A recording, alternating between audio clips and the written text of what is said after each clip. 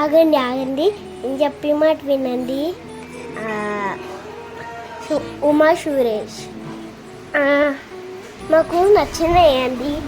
ఇంకోసారి మీరు లైక్ చేసి సబ్స్క్రైబ్ చేయండి ప్లీజ్.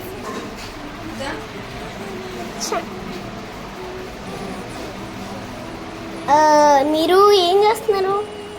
నాకు తెలుసు మీరు అది తింటున్నారు కదా, అది చెప్తుంటే